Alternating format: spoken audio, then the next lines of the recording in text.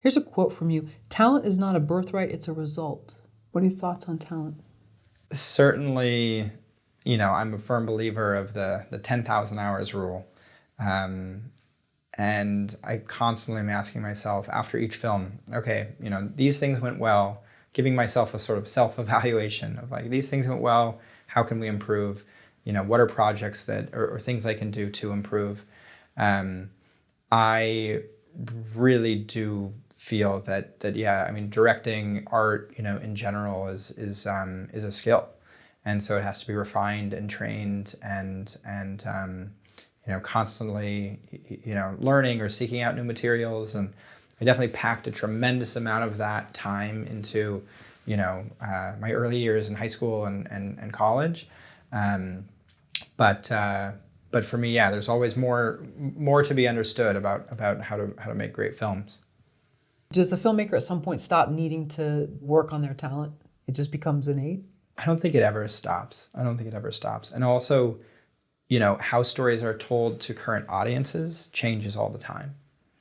I mean, if you certainly go back and watch, the way Spielberg told stories very early on in his career, versus more recently, the camera work has evolved to become more fast-paced, right? It's the form of storytelling has changed, and you can certainly see his signature moves and sort of what it is to make a Spielberg film. But the way to tell a good story to an audience changes all the time, and so it definitely, for me, is very important to have that an open conversation to make sure that it lands the way you want it to. Yeah, I guess that's true, and not just camera work and the length of things, but also maybe things were hinted at more in other times, and now everything is an open game. Like there's no more hinting. If you did that, it might be looked down on. I mean, we're just a different society now. Yeah, there's also technological innovations, right? Of okay, sort of hit a resurgence and is now kind of tapered off. But well, are we going to be telling stories in 3D, right? And what does that mean to? I spent a lot of time learning sort of camera dynamics and how to shoot and at what distances of.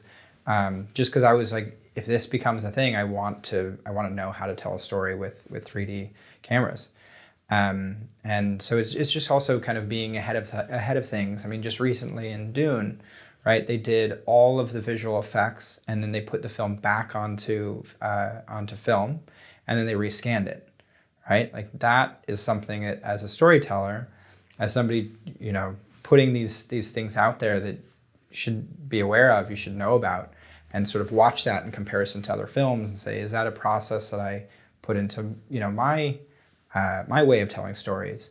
That yeah, you really do constantly have to be kind of hungry for what's out there and what's the best way to entertain an audience.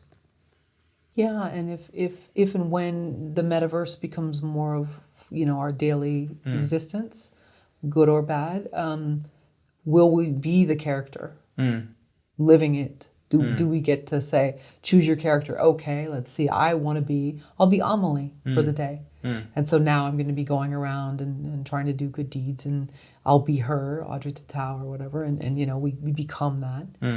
And do we get to change the course of the script?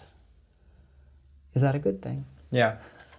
Yeah, I mean, I think when it comes to VR and the metaverse, I lately, over the past couple months, have been really diving deep into it and where does storytelling go within that world.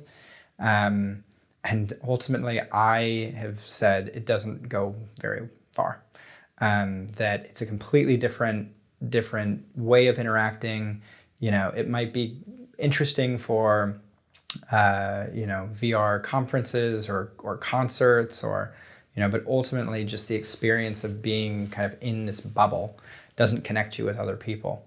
And I think there's definitely avenues within games, within kind of limited social interactions, and definitely have enjoyed some kind of horror experiences.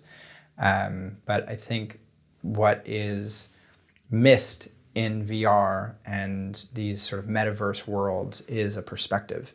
And as storytellers, that is what audiences are engaging with, is your point of view, how you see things. I mean, literally down to like the lens focal length, right? Like how you're seeing things, how the information is being delivered.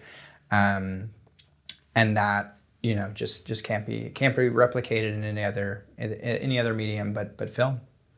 So then in video games, if we want to choose our own adventure or become the avatar of our choice, that's one thing. But then maybe for film and television, it doesn't work so well. Yeah, I mean, some friends of mine have done projects like that. I think it gets too overwhelming. And then you sort of lose it turns into more of a gimmick than a way to have an audience experience something or explore something. You know, it turns a little bit like, do you want to go through this hall of this museum, you know, or this one? You kind of get the overall experience, but it wouldn't be the same as if you had a tour guide literally taking you through and you know, pointing out in context and in succession, you know, why you're seeing what things at what time. So, yeah, I know that a lot of money is being invested in you know, VR, AR, and the metaverse, but I think ultimately for film, it's a dead end. So if for your film, Those Who Walk Away, if that character, let's say of BooBoo Stewart, if had his own, you know, I could become him and I could go through the town and all that. Do you think then that would do a disservice to the film in a sense, because you'd be changing the story, changing the dialogue? I mean, it's just a different way of interacting with the story and the world. I mean, that's a video game, you know? And so it then comes down to how to engage, you know, an audience in a video game interacting with that particular world. And, you know, our film, I don't think would lend very well to that. And certainly the messages there, right? Like we're trying to convey an experience of what it's like to interact with the villain Rotcreep. And certainly, you know, despite, you know, strobes and production design and all that, experiencing it in a VR headset just wouldn't be as impactful as seeing somebody else, you know, go through it, seeing the lead actor go through it. I think there's a lot of sort of projection or empathy that happens on films, and also a lot of safety that comes as a result of that, right? You're able to see somebody else experience it. You're not doing it, but you're still able to connect with that. And that, I think, is a very unique experience to film itself.